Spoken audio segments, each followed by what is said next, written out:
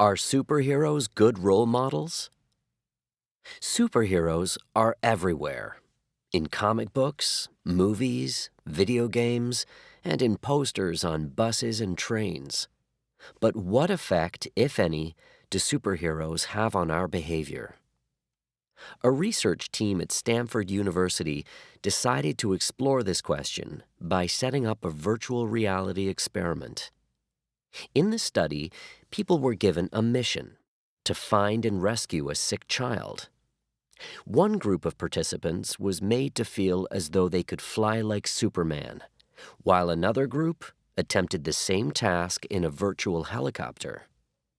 After the mission, each participant was interviewed. During the interviews, the researcher pretended to accidentally knock over a cup filled with pens. People who had just flown like Superman were not only quicker to help, but picked up an average of 15% more pens. Every superhero picked up at least a few pens, whereas some of the helicopter participants failed to offer any help at all.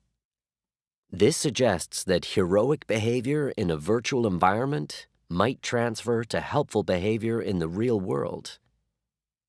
Superheroes may have a particularly important influence on children. Children have very limited control over many areas of their lives. Therefore, pretending to be a superhero allows a child to act out and process any anxiety that they have, and thereby resolve or reduce underlying fears, claims Dr. Amy Bailey, a clinical psychologist at Kids First Medical Center, Dubai. Children aged 3 to 4 years find it difficult to differentiate between reality and fiction, and as such, the trait of superhuman strength is completely believable to them, she says. It allows them to access some sense of power.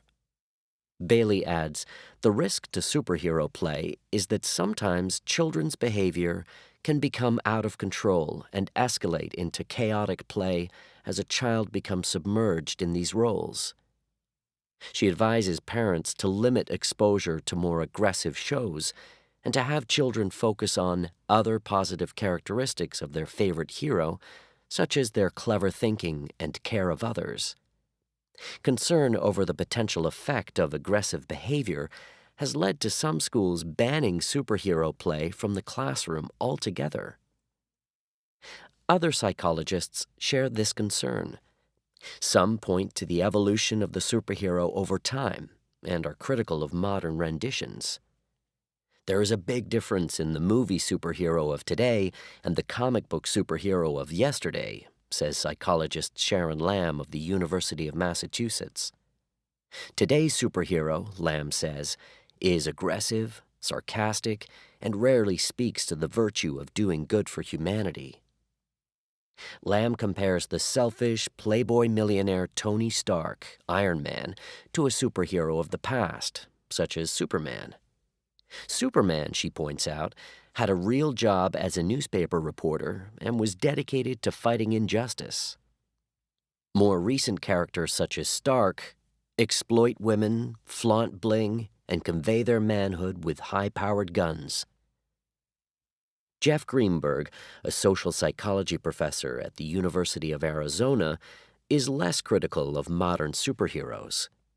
According to him, superheroes give children confidence and can deliver a positive moral message. Many superheroes, such as Spider-Man or Superman, use their powers to protect the weak.